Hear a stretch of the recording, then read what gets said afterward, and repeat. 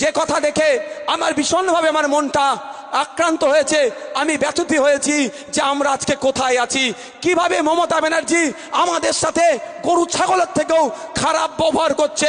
আমি একটা ভিডিও দেখে প্রচণ্ডভাবে আমি কষ্ট পেয়েছি। ওই মুফতি সাহেব, ওই মাওলানা সাহেবের কোমরে দড়ি বেঁধে তাকে কোটে তুলছে।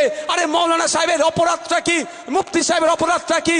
মমতা ব্যানার্জির দেওয়া ২৫০০ টাকা গ্রহণ করেনি, মমতা ব্যানার্জির দেওয়া মিথ্যা প্রতিশ্রুতি গ্রহণ করেনি, মমতা ব্যানার্জির দেওয়া ওই জগন্নাথ ধামের প্রসাদ গ্রহণ করেনি। সেই জন্য ওই মাওলানাটাকে কোমরে দড়ি বেঁধে আজকে তুলল কোটে। আপনারা বোঝার চেষ্টা করুন, আপনার মুসলিম সমাজে, আপনার হিন্দু সমাজে কোন পুরোহিতের সাথে, কোন মাওলানার সাথে এত বড় করার সাহস মমতা ব্যানার্জি কি করে দেখাচ্ছে? প্রশ্ন করতে হলে তাহলে উত্তর দিতে পারে তৃণমূলের নেতারা। এখন তো পুলিশ নির্বাচন কমিশনের আন্ডারে আছে, তাদেরকে বলবো ওই বুদ্ধ ওই কথা আমাকে শিখাতে যেও না। আমি রাষ্ট্রবিজ্ঞানের ছাত্র না হলেও আমি জানি কার আন্ডারে কখন থাকে আর কে কার জুতো চেটে চলে কোন পুলিশ, সেটা আমি ভালো করে জানি।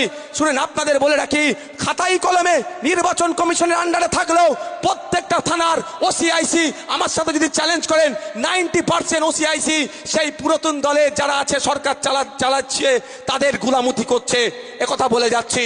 কিন্তু আপনাদের জানতে হবে, ভাবতে হবে, এই মাওলানা সাহেব রাতে যখন শুয়েছিল এতটুকু পর্যন্ত সময় দেয়নি। ও একটা জামা পরবে, ভেতরে একটা গেঞ্জি পরিয়ে তার কোমরে দড়ি বেঁধে তাকে কোটে তুলছে। আমি বিশ্বাস করুন, আমি আর থাকতে পারিনি যে আমাদের নেতা কি হবে, আগামী দিন আমাদের হয়ে কথা কে বলবে? রোহিত মামুলাকে এরাই খুন করেছে, চুনি কোটালকে এরাই খুন করেছে, আর আজকে মাওলানাটাকে ওই রকম ভাবে মুফতিটাকে তুললো।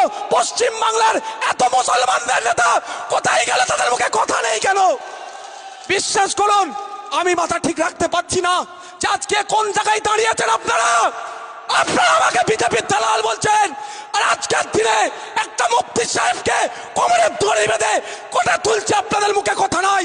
আর কবে আপনারা কথা বলবেন? বাবার সময় এসেছে, প্রতিনিধি তৈরি করুন, আপনারা কথা বলবে।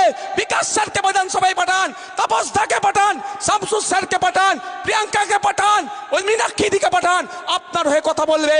না হলে দিন আসছে আপনার মেয়েকে তুলে নিয়ে গিয়ে ধর্ষণ করবে, আপনার হয়ে কিন্তু কেউ কথা বলবে না। ভাবতে পেরেছেন কোন জায়গায় দাঁড়িয়েছি আমরা? আমার একটা মুফতি সাহেব